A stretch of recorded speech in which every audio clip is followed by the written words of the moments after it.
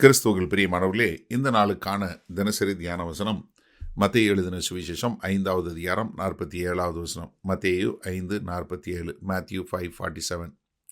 உங்கள் சகோதரரை மாத்திரம் வாழ்த்துவீர்களானால் நீங்கள் விசேஷித்து செய்கிறது என்ன? ஆயக்காரரும் அப்படி செய்கிறார்கள் அல்லவா? அதாவது இப்போ இஸ்ரவேல் தேச மக்கள் ஒருவரை ஒருவர் சந்தித்து கொண்டா அவங்க ஒருத்தரை கட்டி பிடிச்சு முத்தம் கொடுத்து ஷாலோம், சமாதானம் உண்டாகட்டும் என்று ஒருத்தரை வாழ்த்துவாங்க. இது அவங்களுடைய வழக்கம். ஆனால் அவங்க யாருக்கு பண்ணுவாங்க? அவங்களுக்கு பிடிச்சவங்க மட்டும் பண்ணுறாங்க. இப்போ வேதி பேருக்கு பண்ணுறதில்ல. எப்படி? ஆனால் இது ஆயக்காரன் என்ன ஒருத்தரை சந்திக்கும் போது என்ன பண்ணுறான்?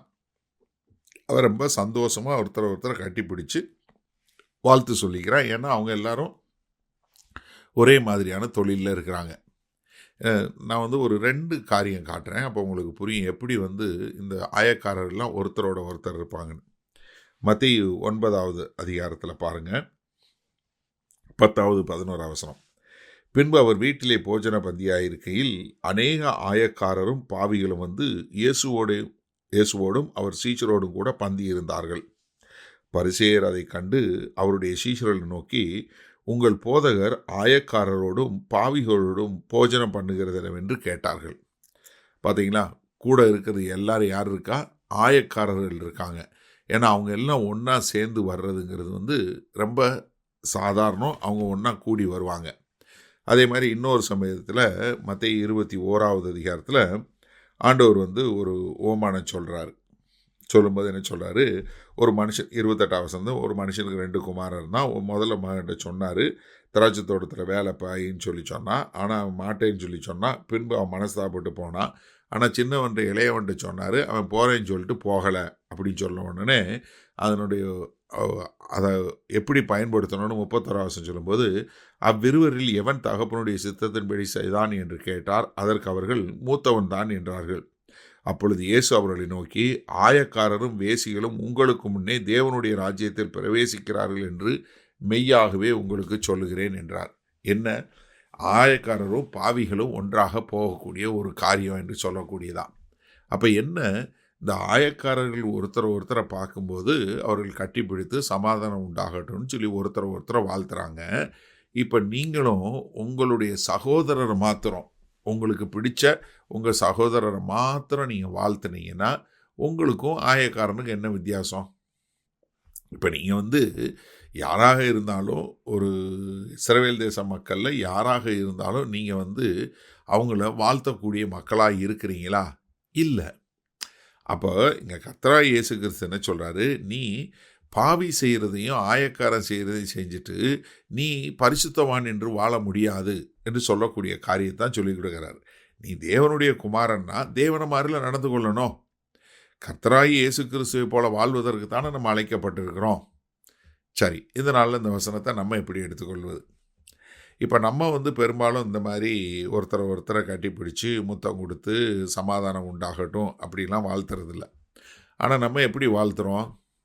சபையில் உள்ள மக்களை ஒருத்தரை பார்க்கும்போது பிரைஸ் தி லார்ட் சொல்கிறோம். ஆனால் நிறைய நேரங்களில் நம்ம சபைக்குள்ளே இருக்கிற எல்லாருக்கும் சொல்கிறோமா? நீங்கள் உங்கள் சபையை எடுத்துக்கோங்க. உங்கள் சபைக்குள்ளே எல்லாருக்கிட்டையும் நீங்கள் இணக்கமாக பேசுகிறீங்களா? கிடையாது. எனக்கு அருமையானவர், நன்றாக சிந்தித்து பாருங்கள். சபைக்குள்ளேயே ஒரு சின்ன குரூப்பாக ஃபார்ம் பண்ணிக்கிடுவாங்க. எப்படி? அவங்க மட்டும்தான் ஒரு 3 ஃபேமிலி 4 ஃபேமிலி, அவங்க மட்டும்தான் ஒன்றா ஒருத்தரை வாழ்த்துவாங்க, ஒருத்தரோட ஒருத்தர் சிரித்து பேசுவாங்க, எல்லாம் பண்ணுவாங்க.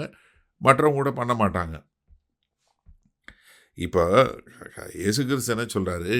நீ கர்த்தருடைய பிள்ளை, நீ அவருடைய புத்திரனாக இந்த பூமியில் இருக்கிறேன்னா நீ அவரை பின்பற்றி வாழணும்.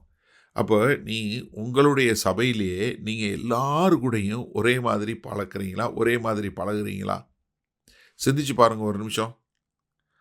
ஏன்னா சபைக்கு வெளியே நம்ம பண்ணுறத பற்றி 2வது பார்ப்போம். முதல்ல சபைக்கு உள்ளேயே, உங்களுடைய சபையிலேயே உங்கள் சபையில் உள்ள எல்லாரையும் ஒரே மாதிரி பார்க்குறீங்களா?